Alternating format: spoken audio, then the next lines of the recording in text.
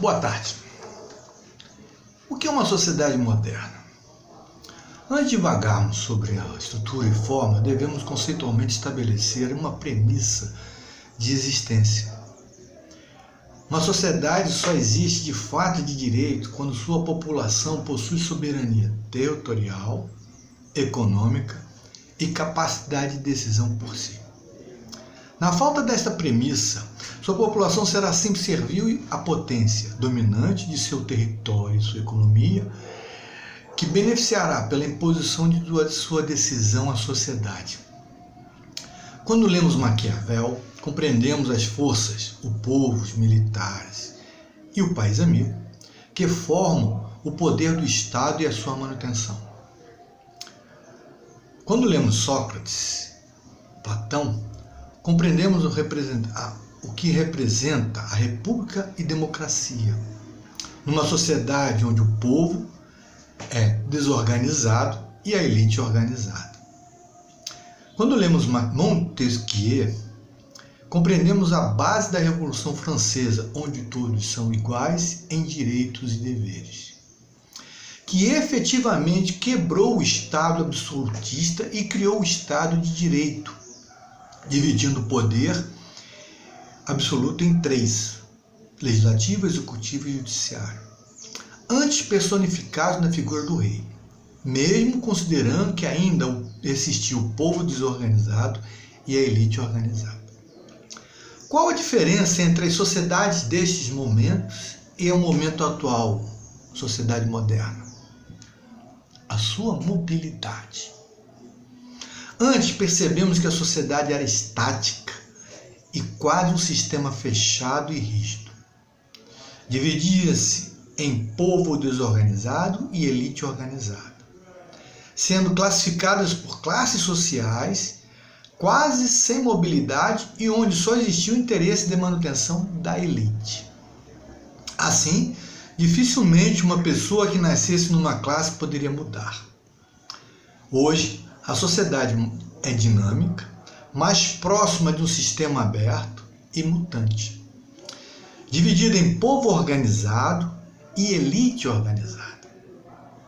A sociedade busca o conceito republicano da Revolução Francesa, onde todos têm direitos iguais e obrigações iguais. Não existe mais a condição de ser trabalhador e não trabalhador, já que o conceito de trabalhador é o que gera riqueza, onde todos são trabalhadores.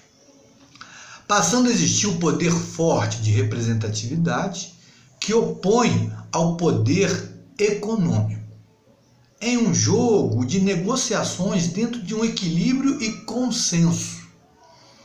O que produz a representatividade são os interesses básicos de crescimento do povo organizado, em contraponto aos interesses de manutenção da elite organizada. Estes interesses não são mais rígidos e, muito pelo contrário, dinâmicos, momentâneos, voláteis e interrelacionais. Eles são isso: momentâneos, dinâmicos, voláteis e interrelacionais.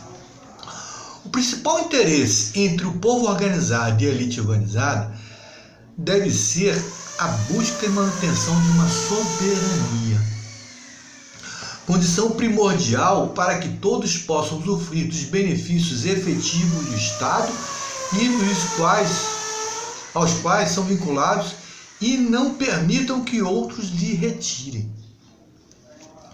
Definir primeiro uma estratégia de Estado de soberania, identificando quais as condições mínimas para manter o território e riquezas. Ser capaz de economicamente viabilizar o seu funcionamento e, principalmente, ter a capacidade de decidir por si.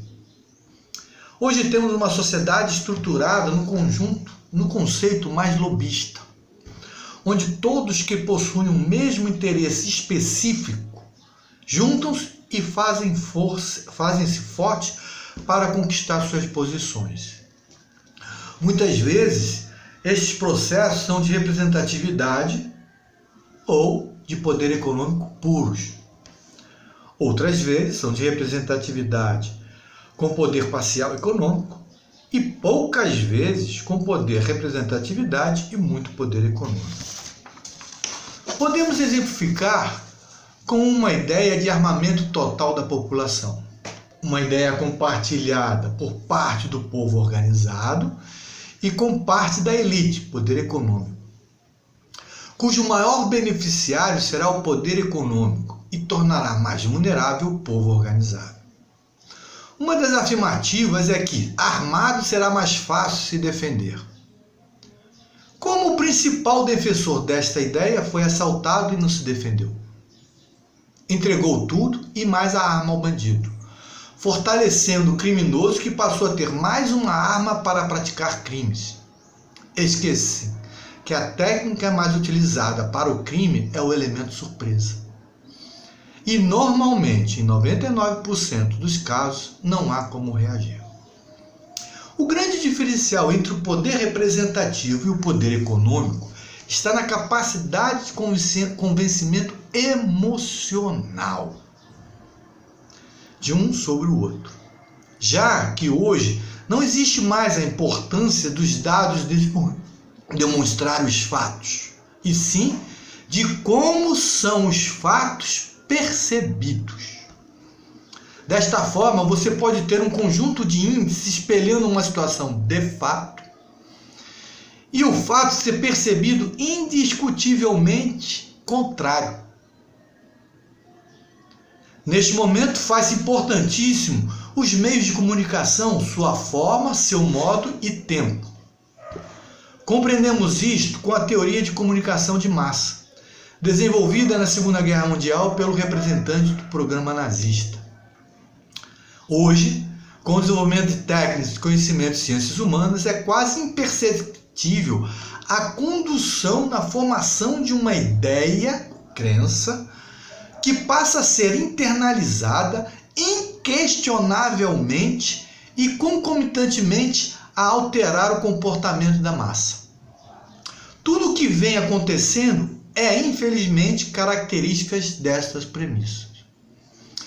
O PT subavaliou o processo de seus governos e criou um discurso limitado, antiquado e retrógrado. Não foi capaz de perceber a amplitude das conquistas e mais da inter-relação dos eventos, produzindo uma exclusão da classe média e da elite dos benefícios que todos alcançaram. Os governos do PT incluíram os pobres, micro, pequenos na economia e governaram para todos, beneficiaram o surgimento de média, grandes e o fortalecimento das corporações nacionais, ao priorizar os setores produtivos nacionais, em detrimento dos setores especulativos. Retiraram a Dilma, que inviabilizaria as perdas, vetando-as. Desta forma, perdemos 79% da posse do petróleo do pré-sal. 1 bilhão vezes 79% dá 790 milhões de barris por dia, a $80, 63 bilhões e 200 mil milhões de dólares por dia. 40 bilhões vezes 3 dá 120 bilhões de isenções tributárias em 3 anos. 65 bilhões em cada 100 bilhões de investimento nas empresas brasileiras do pré-sal.